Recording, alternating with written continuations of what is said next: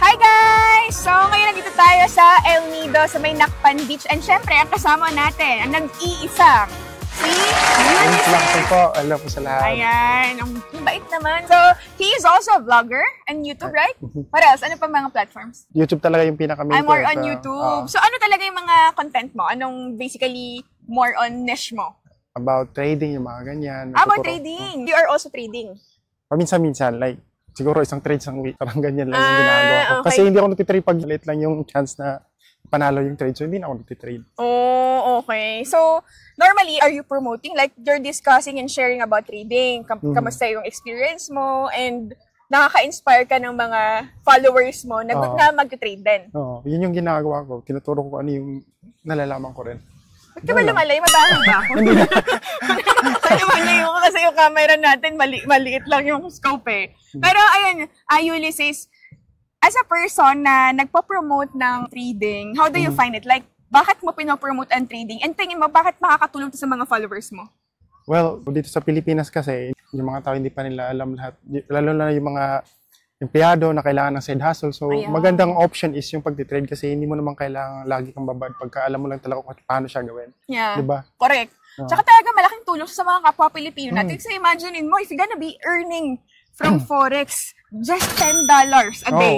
Malaking bagay yun, diba? Kasi yung iba pinagkatrabahuhan yung $10 na yun for 8 to 10 hours, diba? Pero in trading, you can just simply click now, this morning, and then after a minute or a second, meron ka na agad $10, diba? Tapos i-compound mo pa yun, diba? And laki ng power talaga ng compounding interest, diba? Sobrang laking impact niya, especially if maaaral mo, matututunan mo, pero kasi sobrang hirap talaga ng trading.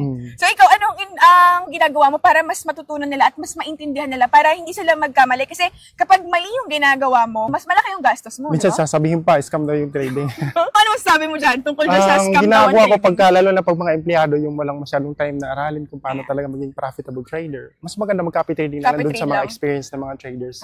Gagawin nila is maglagay nila ng pera.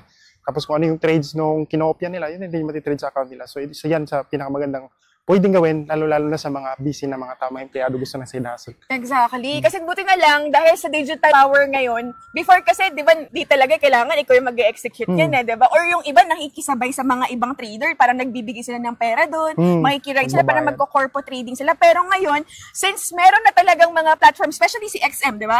Si XM, meron na siyang copy trading wherein kukopyahin mo na lang yung trades ng mga expert na, di ba? Yung talagang mga inaral na nilang market. So, parang makikiride ka na lang doon. And hindi siya sobrang risky because hindi ka magbibigay ng pera sa kanila eh. Magde-deposit ka lang exactly kung saan yung account mo, yung trading account mo. Then, automatically, lahat ng mga trades nung master trader, makukopya na yan dun sa account mo, diba? So, talagang if you don't have time and you want complete passive income, then perfect talaga ang copy trading, diba? Pero if you want to understand and learn talaga yung manual trading, which is, I believe, doon ka talaga kikita ng malaki. Kasi with copy trading, mostly, ano yan eh, no? Medyo conservative yan kasi they want to protect their record eh. Sobrang transparent kasi ng copy trading, diba?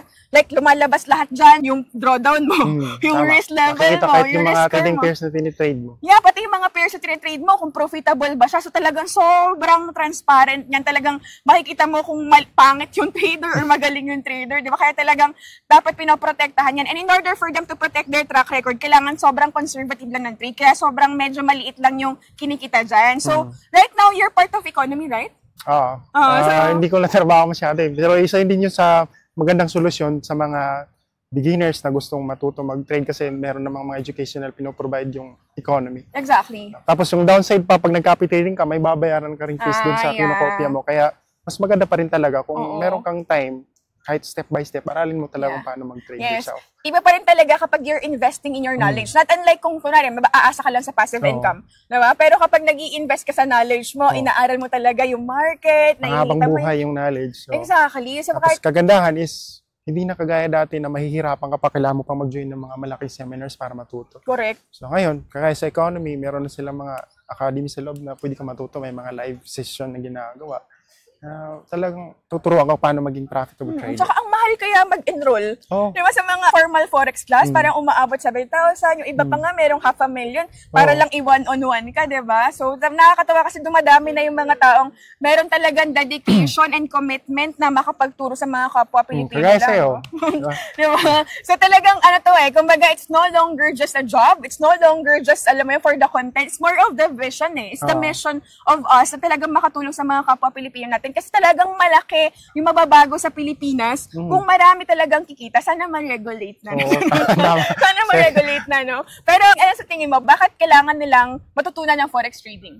Yung nga, nabanggit mo kanina, it's one of the best ways para magkaroon ng, like halimbawa, sabi mo kanina, $10 man lang dagdag sa sinasahod nila.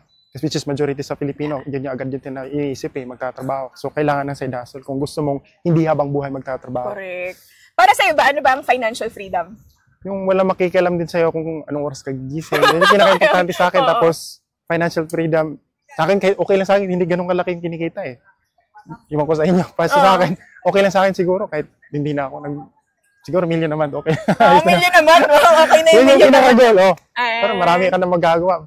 So, pinaka-ultimate goal mo talaga, 1 million a month, tapos talagang may financial freedom ka na doon. Ayos na yan sa akin, marami na akong magagawa. Ano oras mo ba gusto gumising kasi? Depende kasi anong oras na tulog. Diba? Depende kung anong oras na tulog. So, yun talaga yung maganda, guys, kasi hindi mababother yung tulog mo, hindi mo kailangan mag-alarm ng sobrang aga just because kailangan mag-work, diba? So, financial freedom is being able to earn money even if walang nagbabother sa'yo ng mga bosses, kahit na hindi ka pumasok sa trabaho. It's about earning while sleeping talaga, literally, no? Yun, may nagsabi ng Si Warren Buffett. Ano yung line nga? You will work all your life if you will not understand how to earn while sleeping. Diba? Parang ganun yung concept nun. So, yun. While sleeping, yung isang pinaka-solusyon na pwede mong gawin, lalo na pag empleyado ka, copy trading. Copy trading talaga is the key. Meron ka rin copy trading sa XM? Meron. Pero hindi ko pinakopya yung aking trades talaga. Meron ako EA, yung robot na nagtitrade para sa akin. Maganda din kasi yung robot kasi hindi kagaya sa atin na minsan emotional, nagiging greedy tayo. At least ang robot walang emosyon yan. Mag-ooperate 24 hours. That's the beauty of automated meron din kayo, di ba? Yeah, meron din. Actually, marami pa kayong pwedeng i-explore when it comes to trading, especially if you don't have time. You can do automated trading, you can do copy trading, you can do manual trading, or whatever. Kung gusto mo, magturo ka, pwede rin, maging coach ka, pwede mo rin gawin yan. So, honestly, itong project is a very, very great business. If you will just explore, talagang malaki ang pera dito. Tingnan niyo ang yaman na ni Coach. Ayun, pa-beach-beach na lang dito sa El Nido, diba? So, ayan, ito for me ang financial freedom. You can travel anywhere while you are earning. Yes. So, ayun guys, maraming salamat. Salamat. Pero ayun guys, thank you again. Thank you so much. And I'm so maraming salamat sa panonood. Thank you. Follow nyo to. Tingnan nyo yung mga comment section. Nandyan yung mga details about sa mga pwedeng gawin din. Yeah. So, you can also follow sa YouTube account niya, si Ulysses Lacson sa kanyang YouTube. And marami siyang informative na mga videos when it comes to trading and financial freedom. So, ayun guys, thank you so much!